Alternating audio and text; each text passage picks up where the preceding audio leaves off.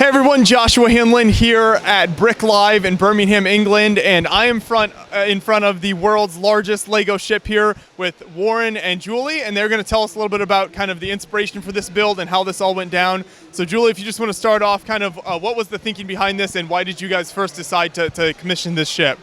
Well, DFDS is celebrating their 150th anniversary this year, so we've been in business for a very long time. So we thought we have to do something really big to celebrate this, and I had worked for Lego for a little while, so we thought we could maybe do something. Lego's a Danish company, DFDS is a Danish company.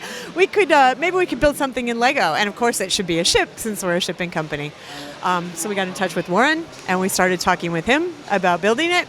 And we had a design from our own head of new buildings. So we asked him for a futuristic design. So this ship doesn't exist yet, but maybe it will in the future, because we wanted to not only celebrate our anniversary but look towards the future. So we designed this kind of curvy, funky ship, and Warren worked with our head of new building design and came up with a version in Lego. So. Very nice. So then, Warren, yeah, you can tell us a little bit about kind of the design process and where you guys started with this? Yeah, sure. So, well, it was an interesting project. It's not one that you get every day. We got some ideas through from the head of design, kind of, could you do this with Lego? Could you do that with Lego? And try to work out how to build it. Because we kind of started off with we're going to build something really big, but we weren't sure how big or what we were going to do with it. But then DFDS said, well, we want to take it to all of our offices. And we go, okay, so we can go big, but we need to be able to move this thing. So we came up with the design, and then we did what we call a big build. So we came up with a design, and we built a prototype for the design. Now, our prototype model was 3 meters long, so it's 12-foot long prototype. And we built the prototype designs of the various pieces, and then started scaling them up. So we then we got 1 million bricks sent out to 75 locations, I think. Yeah, all over all of our ships. Everybody in DFDS got a chance to build some of the big bricks. We sent out this 1 million bricks all over Northern Europe. Yeah. And they all went out, and from 2x4s, we asked them to build basically quad scale 2x4s. So instead of 4 studs long, they're 16 studs long, and then ship those bricks back to us. So we had, for about 3 weeks, we had all manner of random boxes turning up with in every method you can imagine. I mean, we had like articulated lorries turning up with one single box of Lego on the back going, yeah, that's from this ship. So we had all of these bricks just turning up. And then all we had to do was put them together. So all we had to do was to copy our prototype up 4 times. Which gets technically quite tricky when you get to something this big. Right. I mean, it's quite difficult to kind of get a handle on how big it is. Even when you see it, you don't realize how big it is. But if you think like the lettering on the side, the DFDS logo on the side, those individual letters are around about 70 odd bricks high and about 200 odd studs long. The Maltese Cross logo is about 80 studs wide and 80 bricks high. And you kind of think, well, that won't take long. I'll just do that bit this afternoon, and then realize you've spent 2 days building a single logo. And we also, the size and the weight of it, there's 2.8 tons of Lego in this. That's intense. It's a lot of Lego. And you kind of build a little bit, put it on top of the model, and then realize you can't lift that. You need 2 people to help you lift that single piece and put it on top. So we had all sorts of challenges building it, which was fine. But we also, because the ship moves, this is it. All right, it doesn't float, but it does drive. So because it kind of floats because we do sail it on board our ships because it's traveling around to all of our harbor, all of our terminals and everything. So it does get to float sometimes. Yeah. So there's no kind of tractor unit, which is the bit with the engine at the front at the moment right now. But at the end of the show, one will come in, they'll hook up the tractor unit, drive it off, and it'll get towed off to the next location, and then the next location after that, and it'll get driven on board ship. So it goes on ferries and has to go up the ramps and down the ramps, and sway from side to side. And it's a complicated thing to do, and you end up with all sorts of things that we had not really thought about when we started, or we hoped it wouldn't be a problem, and it's not, thankfully. But things like this lorry isn't straight, right? So you'd imagine a big box lorry, flat bottom, flat top. They're not. They're very slightly curved. which is fine. Because, you know, who would want to build a massive Lego model that really needs a flat surface on inside, right? A very niche audience there that needs that type of design. Yeah, exactly. So when we did the framework that it sits in, we actually had to put certain points in so we can jack things up and down, and also the bow section at the front. Now that bow section it's 1.7 meters wide and just over 5 foot-ish, and it's basically a cube, and that whole section sits above where the tractor unit connects in. So when they tow it away, that whole section lifts, and the whole bow section will slide in and out of the ship by about 5 studs. Wow. Just with the flex of the metal that it's sitting on at the bottom. So there's lots of really complicated bits like that. We had to kind of work out exactly what to do with the heat expansion, because we had to put steel inside it to make it secure to travel. But the steel expands at different rates of the Lego expanding, so there's expansion gaps in there, and areas where you could adjust it and all sorts of things. So we're pretty certain this is the largest Lego model in the world that moves as a single piece. Wow. Right? It's smaller than the X-Wing, but the X-Wing comes apart for transport. This does not. So this is the largest, the largest moving Lego model that's ever been built.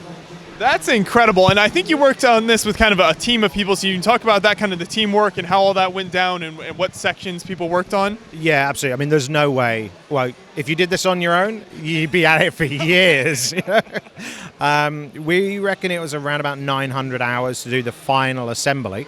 Bearing in mind, we already had the big bricks done. And we had a team of 6 people working in a warehouse. We had to hire a warehouse to actually build this in because it doesn't fit in our studio. That's when you know you've got a good build, when you have to hire a building just to do it in. Yeah, exactly.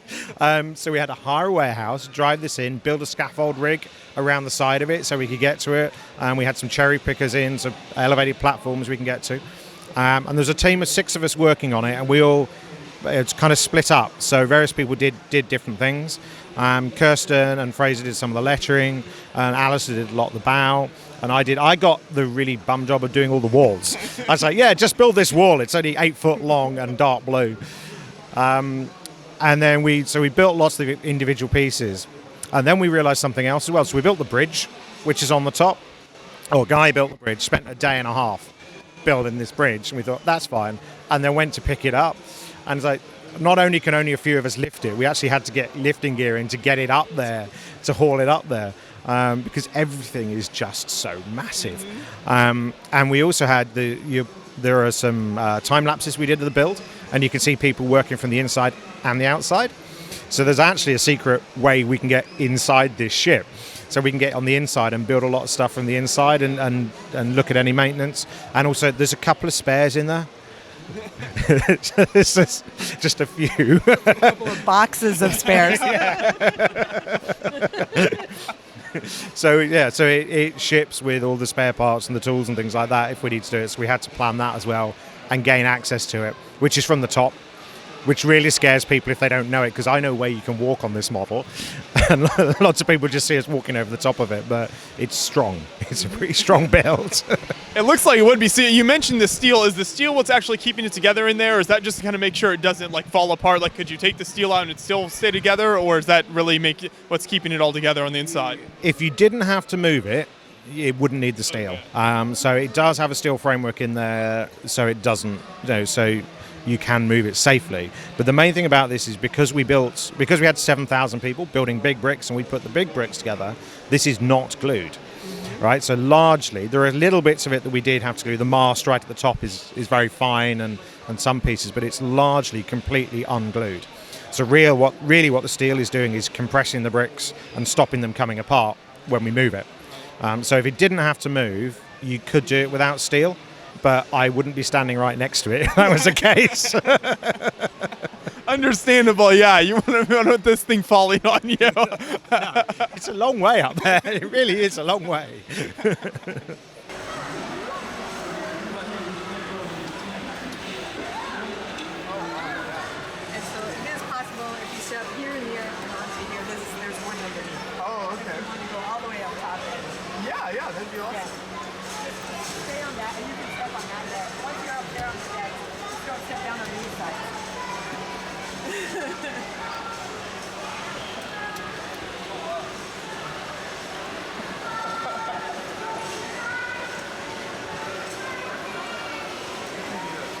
a selfie on the world's largest Lego ship real quick.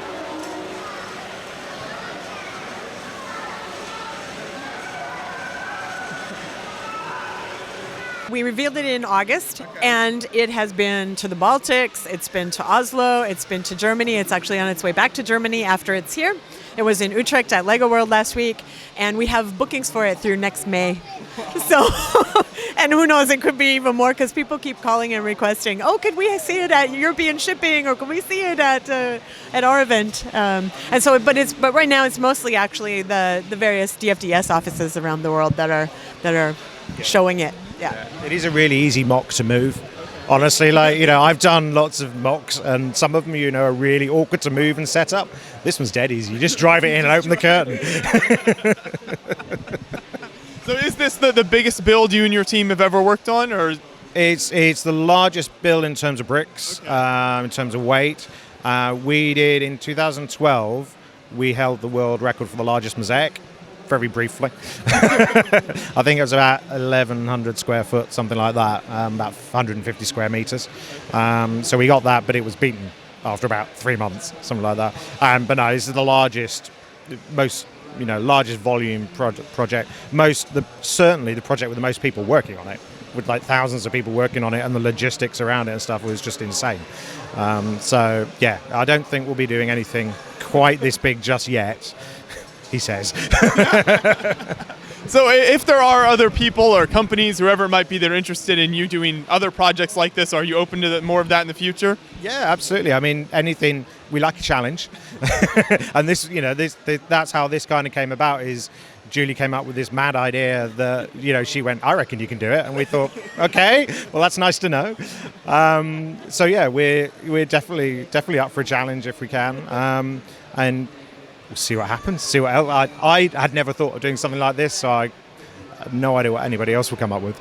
But he was so calm and cool and never let on if he thought that it wouldn't be possible. We never got that feeling. Well, very cool. I appreciate both of you taking the time to talk with me about it. I think it turned out amazing, and it's certainly a major piece here at the show. I think a lot of people have enjoyed seeing it. Thank you. Thank you. No problem. Thank you very much.